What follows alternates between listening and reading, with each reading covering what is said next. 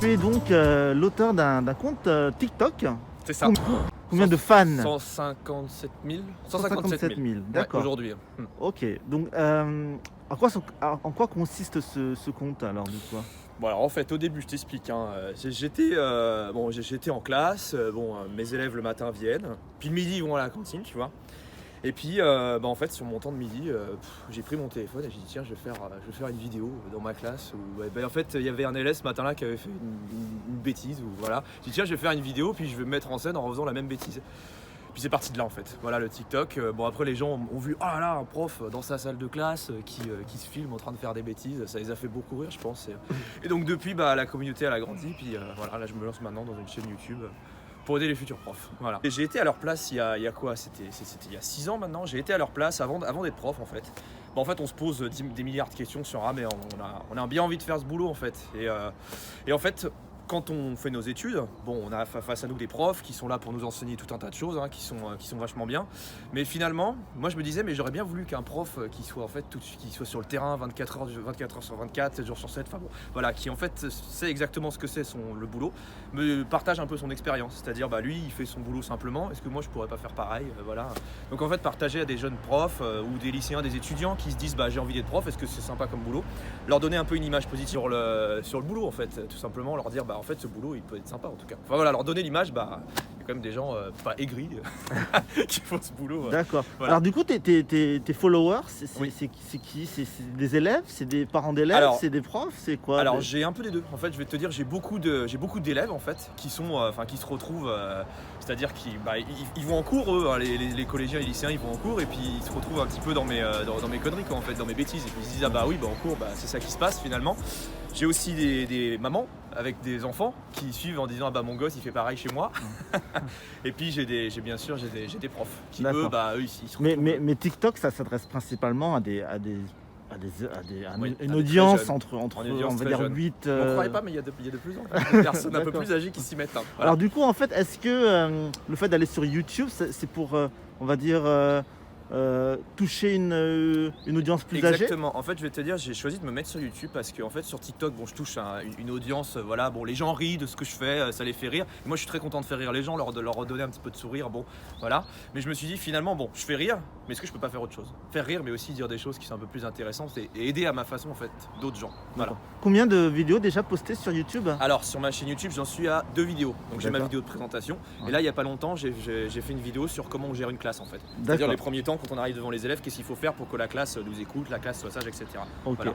Et là, la prochaine vidéo, ce sera sur le parcours universitaire.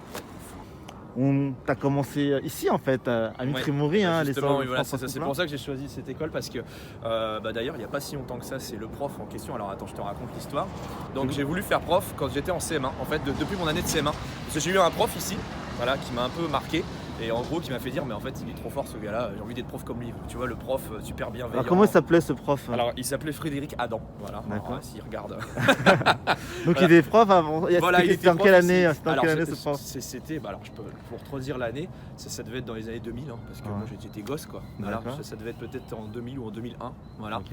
Et donc je l'ai eu en CM1 ici, et finalement, c'est pour ça que j'ai choisi là, parce qu'en fait c'est parti de ça que j'ai eu envie de faire ce boulot en fait. Et là tu enseignes où, Simon? Alors là j'enseigne à Aulnay-sous-Bois, en Seine-Saint-Denis. Voilà. À quelle l'école? Alors à l'école elle s'appelle Bourg 1, voilà, c'est une petite école, c'est l'école du quartier du Vieux Pays, voilà. Et d'ailleurs maintenant mes élèves savent que je suis sur les réseaux sociaux, ils me suivent aussi mes élèves maintenant. Pour eux je suis la star de l'école. Non oui, et du coup oui, je suis à Aulnay depuis maintenant. Les profs, les parents d'élèves, ils ont accueilli ça comment, le fait que l'instit de leur élève, de leur enfant Alors soit... je vais pas te cacher qu'au début moi j'ai un petit peu peur quoi. Tu te dis les parents d'élèves qu'est-ce qu'ils vont, mais en fait je pense qu'ils rigolent autant que les autres en fait. En fait ils se disent il est sur sa pause en fait. Bon, s'il a envie de faire rire les gens sur sa pause, encore une fois, puis voilà, je donne une image positive. Hein. Encore une fois, je suis pas là pour. Non, mais oui, moi je pense qu'ils rigolent autant que les autres personnes. Et puis finalement, je vais te dire, ce qui compte, c'est ce que je fais devant leurs enfants. Voilà, devant leurs enfants, quand ils sont là, je travaille avec eux, je fais mon travail du mieux que je peux, et je pense que c'est ça qui est important, c'est ça qui compte. Voilà. Donc on va regarder ça. C'est que t'es beau, toi. Tu sais qu'un jour je t'épouserai bien. Non mais sérieux, je te trouve magnifique. Oups. Hey, YouTube time les gens. C'est le grand moment que vous attendiez.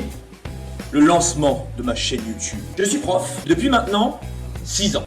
On peut se voir ici un petit peu dégarni là. Je suis quelqu'un de normal, qui essaye de faire son travail normalement et simplement. Mais moi dans ma classe c'est pas pareil parce que je ne prétends pas détenir la vérité absolue, la grande parole du Manitou. Et ce sujet, pour ceux qui ont déjà lu le titre de la vidéo, vous êtes les bons élèves, vous savez déjà de quoi je vais parler. Quelle idée de devenir prof. Quelle idée. Bref, on vous donnera jamais de petites astuces. Si vous les donne pas, moi je vais vous les donner ces petites astuces. Parce que moi je suis sympa. On croirait pas comme ça, mais je suis sympa. Le cadre, les gens, c'est ce qu'il y a de plus important. C'est vraiment la base dans ce métier. La base.